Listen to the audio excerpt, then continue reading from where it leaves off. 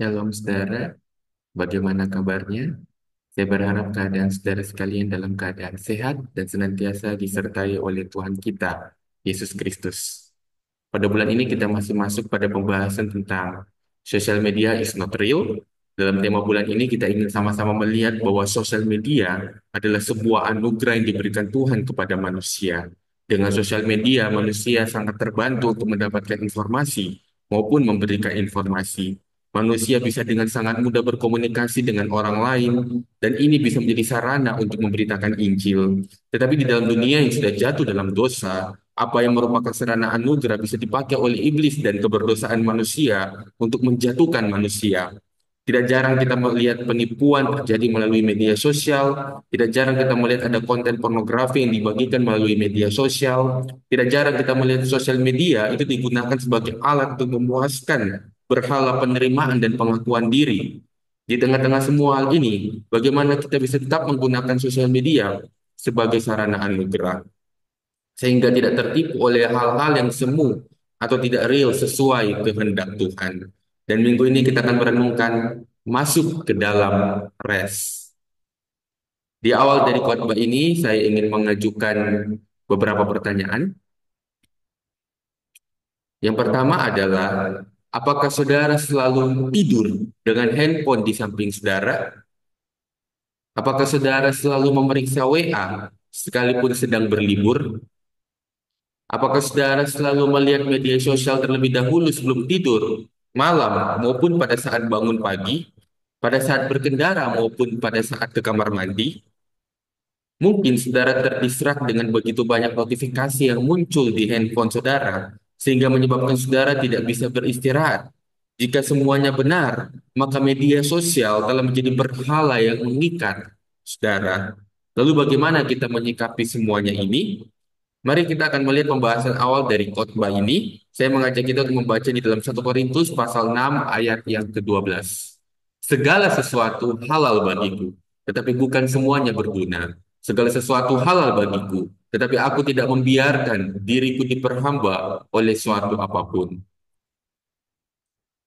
Dalam ayat ini Paulus ingin menekankan bahwa segala sesuatu itu baik, tetapi jangan sampai sesuatu yang baik itu memperbudak dirinya.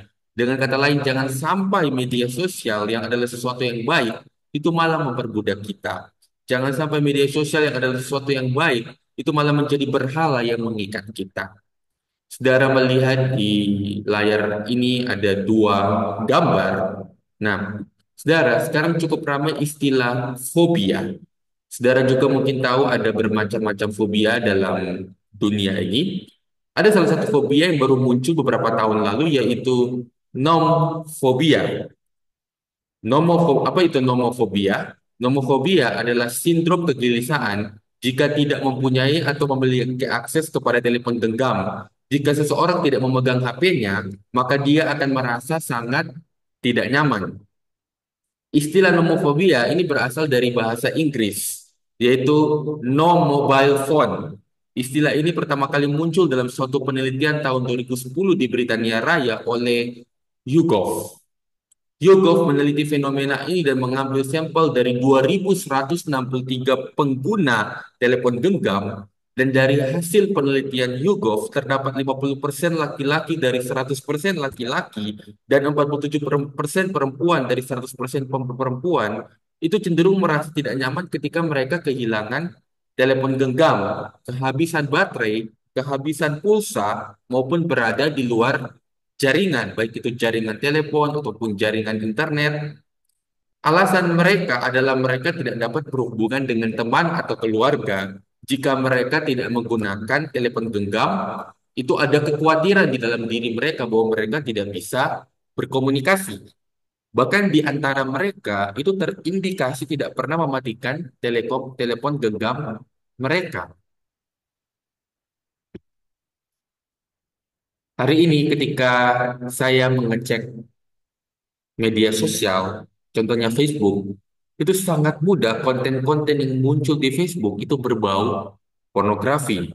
Pada waktu saya mengakses bagian video dari Facebook yang saya yakin saudara-saudara juga pernah mengaksesnya, Dan tujuan dari saya mengakses bagian video itu adalah untuk bersenang-senang dengan melihat biasanya ada semacam short film yang ditampilkan di dalam video itu pada waktu dulu ketika saya masih sekolah, saya melihat berbagai macam film yang ditampilkan di situ. Nah, tetapi sekarang ini konten yang ada di video yang ada di fitur Facebook ini malah memunculkan konten-konten yang berbau pornografi. Boro-boro mengakses video, hanya scroll Facebook dan melihat postingan-postingan teman, itu tiba-tiba lewat konten yang berbau pornografi padahal tidak mencari konten-konten tersebut. Facebook yang sebenarnya sesuatu yang baik malah menjadi sarana untuk membuat orang berdosa. Dia menjadi sarana untuk memperbudak seseorang di dalam dosa. HP adalah sesuatu yang baik. Sosial media adalah sesuatu yang baik. Tetapi ternyata pada realitanya, sesuatu yang baik ini menjadi kecanduan bagi banyak orang. Dalam bagian pertama ini kita melihat sebuah poin. Media sosial adalah sesuatu yang baik, tapi bisa menjadi berhala yang begitu memperbudak kita. Apa refleksinya bagi kita? Yang pertama adalah, apakah media sosial telah menjadi berhala yang telah memperbudak kita? Apakah sosial media kita telah menjadi berhala yang telah memperbudak kita? Dan yang kedua adalah, apakah kita telah menggunakan media sosial untuk pekerjaan Tuhan, ataukah semata-mata untuk kepuasan kita? Selanjutnya, saya mengajak saudara sekalian untuk membuka di dalam Ibrani pasal 4 ayat 9 sampai dengan ayat yang ke-11 yang berbunyi demikian. Jadi masih tersedia suatu hari perhentian, hari ketujuh bagi umat Allah. Sebab barang siapa telah masuk ke tempat perhentiannya, ia sendiri telah berhenti dari segala pekerjaannya, sama seperti Allah berhenti dari pekerjaannya. Karena itu baiklah kita berusaha untuk masuk ke dalam perhentian itu, supaya jangan seorang pun jatuh karena mengikuti contoh ketidaktaatan itu juga.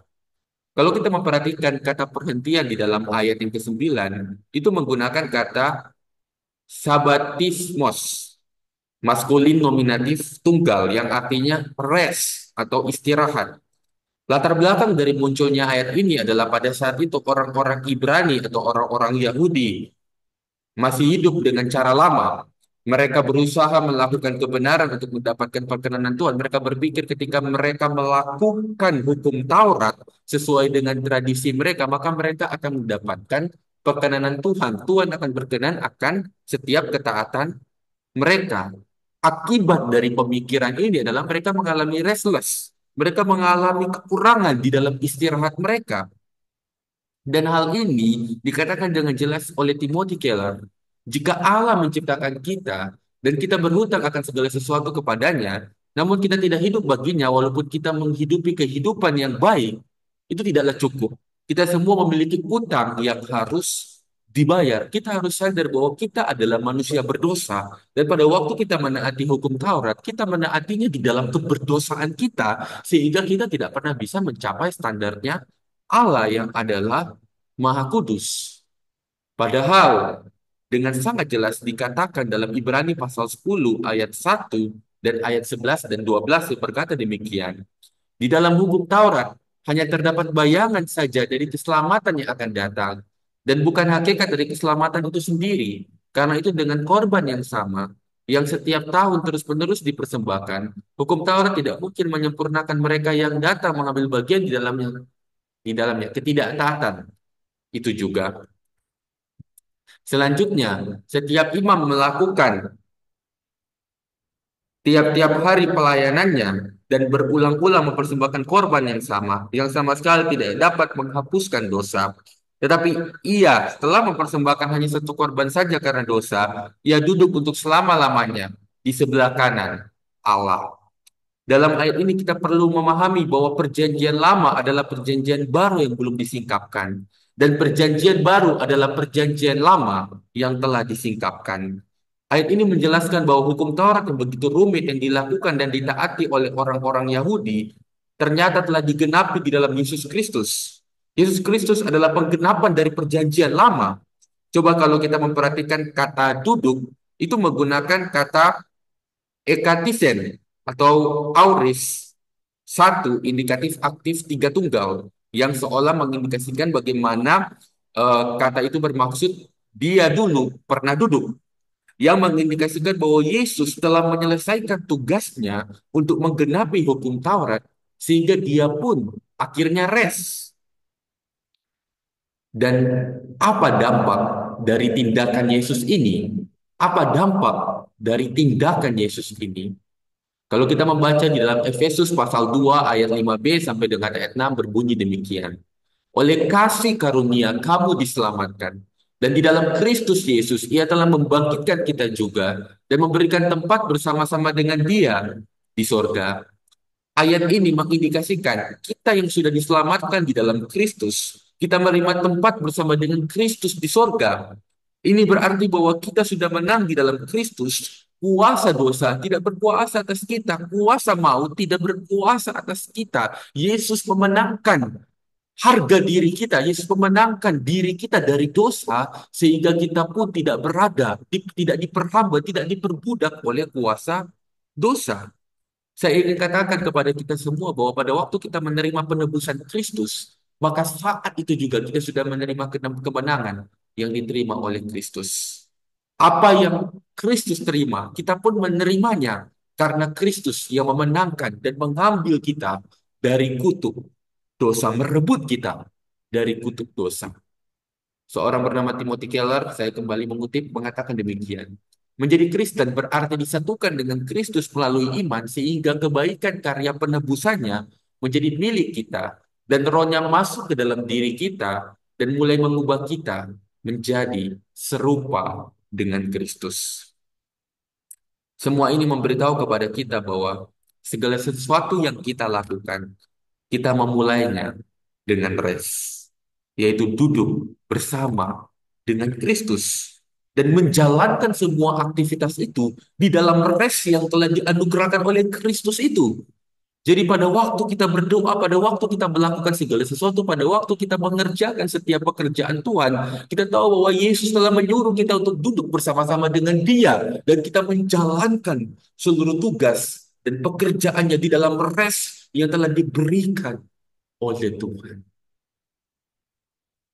Sama seperti seorang bayi yang sebelum belajar berdiri, sebelum belajar berdiri maupun berjalan, dia harus duduk terlebih dahulu. Dan dalam bagian ini kita mendapatkan sebuah poin bahwa Kristus memberikan rest kepada kita yang percaya kepadanya sebelum kita melakukan segala sesuatu. Saya ingin saudara menonton satu video. Video ini merupakan kesaksian dari seorang bernama Nick Vujicic di Teknologi Entertainment Design, sebuah acara internasional yang menghadirkan tokoh-tokoh inspiratif dunia. Dan di sini Nick bersaksi tentang kesaksian di mana Tuhan yang mengubah kehidupannya.